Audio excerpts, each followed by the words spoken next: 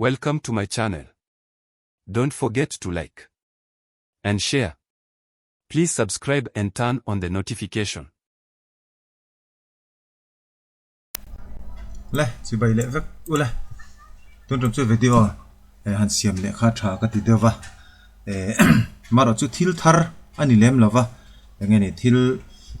module thar mo lampang khani lava. Mà đó chú zona cái dong nem khop maya phone ten mà say stepon meron zot tu te thar rum chuang lo ula man na ni kha cho in tran pui zela kha ka she lo gani ti kha kan sei ma se duwa zona tam tak in zo hi mania in solve về mấy thầy mania ti về mấy thầy ani a chu wang chuan chu mi ati da na chu then khat a zong zong chu ka sei seng lovanga then khat ka sei don ani ma sabera chuan VSK a kan an lu tanga kan thi tle min voin tla hi muang dewa min lo thiam ula kan nga deu angai ni pon kan in thiam mai niang chu le kan sei ma saber tura chu kan VSK SMS password kan theihnghilh dai mai kan lut thei to lo ti hi ka tong zeu zewa ka miron zot zeu zewa chu wang chuan SMS password kan theihnghilh pala in venna kan sei dani ma in venna prevention lampang le chuan ma sa chuan SMS chumi ma kan sei do chu hei TMS hi no pang ko lampang khoina ni a chuan SMS zirtir tu lampang khoina ni a TMS ai no pang khoina zong ba ka teacher attendance khatila aba khi chu SMS a teachers ka chu khoi vekani chuan ain chhor do dana chuan SMS hi a khoi tan tan po khoi ma saka ngai ni engkim zirtir tu ganin login don chuan zirtir tu code teachers code angai state code khami wang khan SMS kan siam fel phot angai SMS hi ama sa zelani ti kha kan sei tel do chuan SMS hi kan han hong ta a mo SMS a hian kan in log in thei lai ni ti teang SMS a kan lu thei lai hian password kan lo theihnghilh palta ka in ven na tur kha thangkam ma sai la thain ka ria chu kan hriat tlan turin a then hi chu tu email amo kan hriat vek lem lo in zo chop ngai te kha tiang te kha a om thina chu wang chuan SMS a hian mani school a khan han lut thor maila mo mani school a khan han lut thor maila chuan profile a hian kalila mo profile a hian kan kalanga ka sei ang khan kanet hi voi tlai chu aturu lo khop maya a up speed a hi chu a zia a 30 vel bor 30 vel bor and 30 vel bor ania a down speed a hi 3 point something vel chawani a chu wang chuan azia lo khop mai le profile updation ron langta profile updation a hian a minga hi chon in du ti mai ula head ming po theya school ming po theya head ming hi kan da chinanga mo chuan email hi poimo ta ni mo hi poimo ta ni mimal ta hian ka du dan me chen mimal email da alovin in access ho thei school email ten nei chon school email te khada ula mimal email ni lo mimal email ni chon he email hi nakina SMS password in theihnghila in recover na poimo don ani chu mimal email da lo kha school email ten nei chon in access thei ho wa khada ta ula ke pokan school email hi kan da mai anga ti khian ka da a chon phone number ai chon head number da mai kha thai ka ria chuan password hi in du chan hi password in ti dangalam du chan tatang hen ti dangalam turani te hi ke chu ngai hi kala du mai anga anai ka ham ka mang mai anga chuan ka update don ani ka update ta a chuan he profile hi nakina apoimo don ani abik takin email hi gmail kan da hi hi apoimo don ani le kan video tle mena thui pha deu dona kan dole kan sei kim lo deu mai ne chu video pani ya te po kan sei mai ne chu chuan ti khan kan lut le ta apa ngai kan profile kan update to ni kan profile kan update to ni chuan SMS kan han lut le password kan theihnghilh ta ni password kan theihnghilh ta a chu ta chuan forgot password a kan kal ta a forgot password a kan kal hian na china profile a email kan chuta kha apoimo ta ni chu wang chuan ania headmaster email amoni kha chuan headmaster email khan lo hriat pui lo chuan sar enge email kha khát chú tiếng in vào khang ngay đó na thì email pathu man lâu này page chuan abuai thlau thina chuan recovery password om ta hian kan school you dice code kha kan chulut mayang kan theihnghilh chuan kan submit anga ta khian hei hi ron kalta ni hei hi ron peta a khi gmail ani a akim loin ron peta ni chu akim lo ron pe ka chu he tilaya profile a in gmail da khani ta a chuan ta hian a gmail hi akimin in chu don ani for example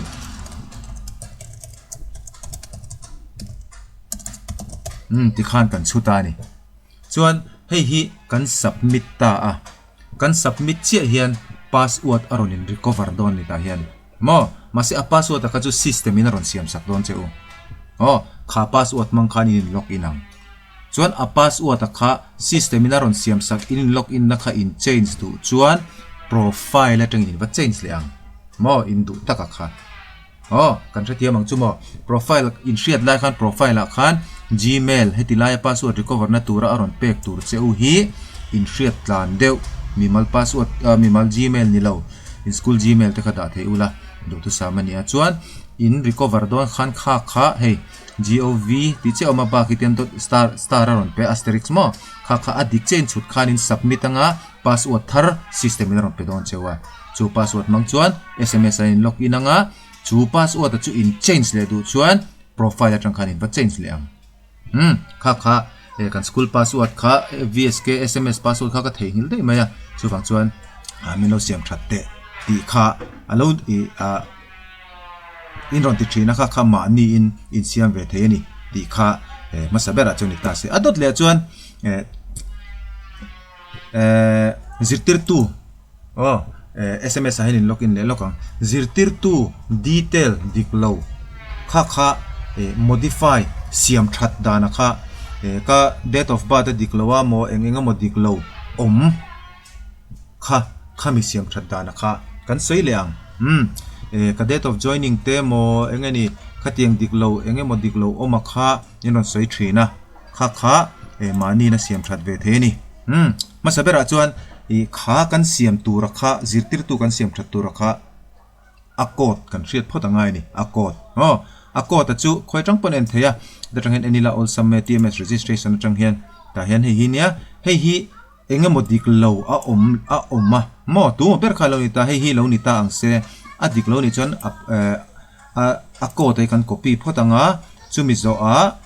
master a teacher he tilai hian modify teacher om ta ni modify teacher kan lu tanga chuan modify teacher a khan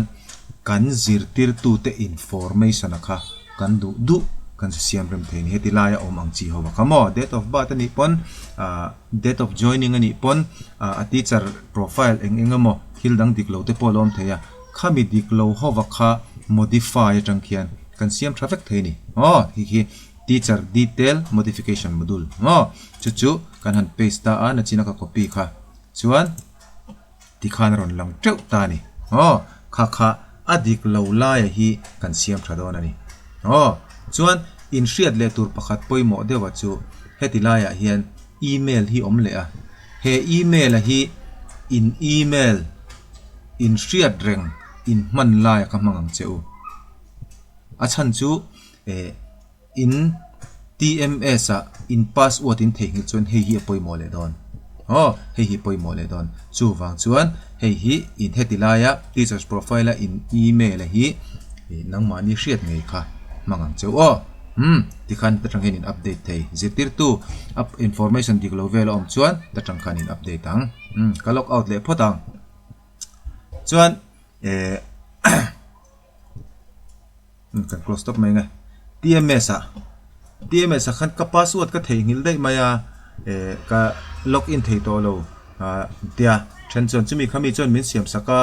password kha ka hre to lova te po kan ti a khami siam dana kha kan soi le don ani chuta chon hetila hen forgot password tho kha om ve le a forgot password kha oma chuan forgot password ta kan kala thalo ngai mai kan net chu a video han siam ram kha ka du si a in boina tam ta khai hian ching fel thei don in ka hria chu wa chuan